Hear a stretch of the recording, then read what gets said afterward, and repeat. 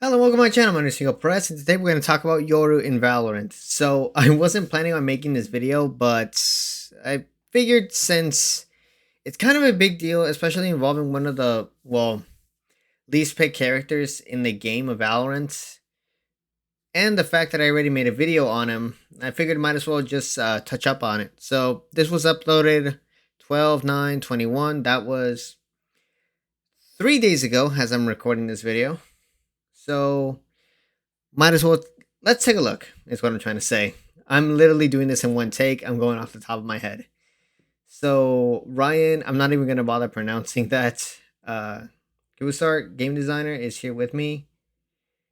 It's fair to say that when Yoru launched, there was a ton of excitement around this boyo. But as y'all experimented with him, many of you hit the conclusion that his outputs were not on par with the rest of the roster. We took the time to really look at what Yoru should be offering and give him more/slash different tools to bring to life an effective version of the fantasy you all have latched onto. I mean, Yoru himself, he's a cool character. The problem was the way that he was executed, or the way that he was brought into the meta. Nobody really knew what how his how his kit would work in the game of Valorant. And as time went on, it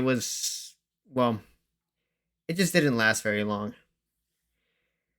Let's see. Design goals, what is changing. By the way, I'm going to leave this linked in the description box below if you guys want to check it out for yourselves. I'm usually constrained to 280 characters when talking about Yoru.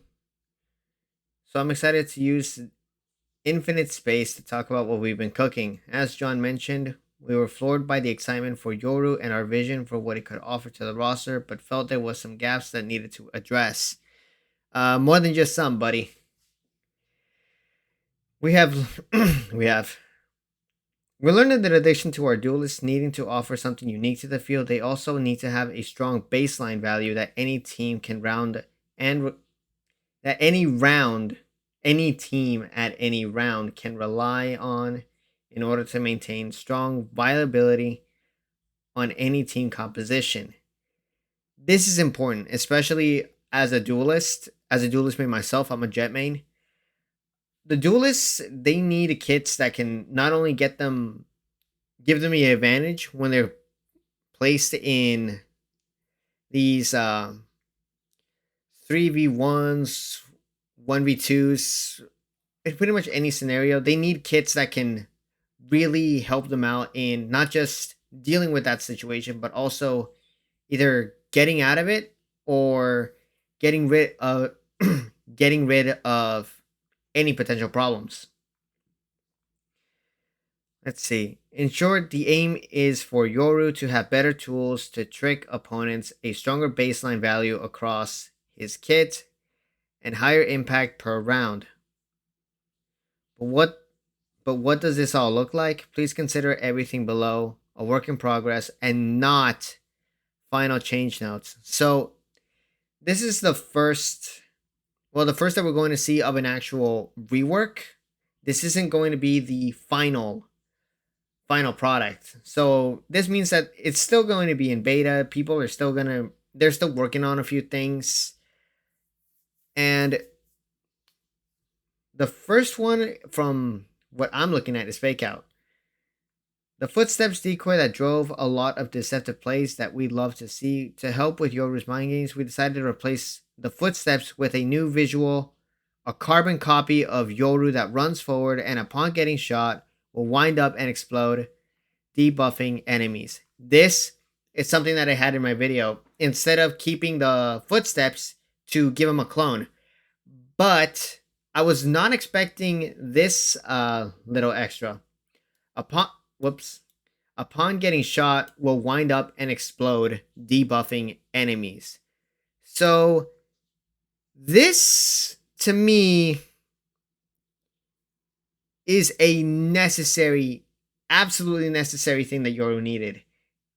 Yoru's flashbangs were good for stunning people, but in order to get that extra head or that extra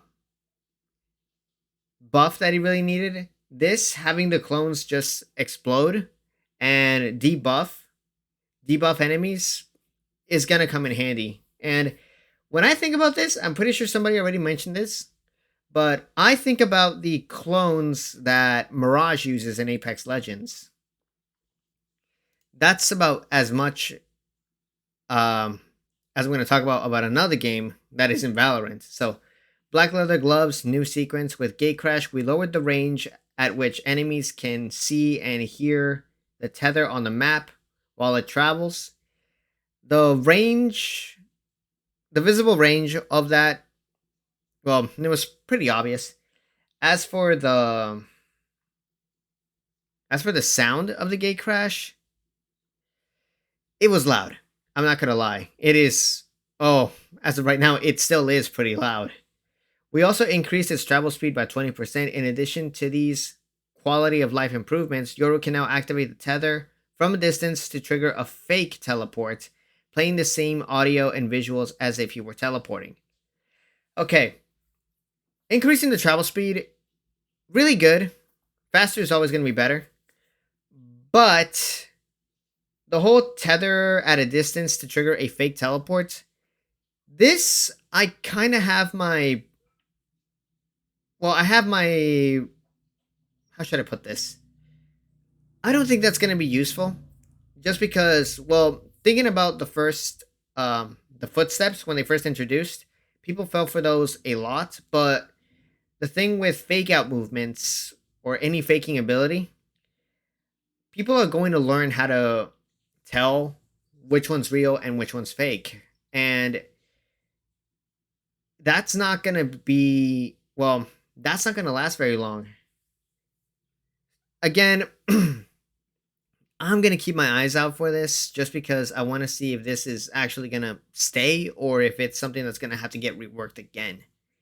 And there's a clip of the gate crash, which I want to play right now.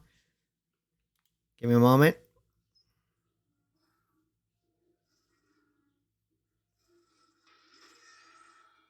Okay.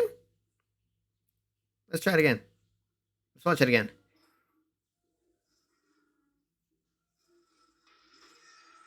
Pretty good. Pretty good, I'm not going to lie.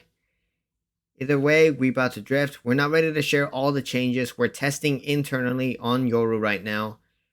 But we're confident our rework will help unlock Yoru's potential. This is good. This is good news. So, the fact that we got the State of the Agents for Yoru, it definitely does show that Riot is listening and they are trying their best. I am going to give Riot a bit of a break because unlike other gaming companies, Riot Games doesn't have a lot of experience with a tactical shooter compared to other companies, but I am going to give them a break, as I said before, because this is something that, well, they're actively trying to fix. Unlike other gaming companies and their other titles. But still, I have pretty high hopes for this. I mean, sure, Yoru, at the end, this might not be the quote-unquote be-all, end-all buff that he needed, but this is a step in the right direction, and I am all for it. Anyways, thank you guys so much for watching, and I will see you next time.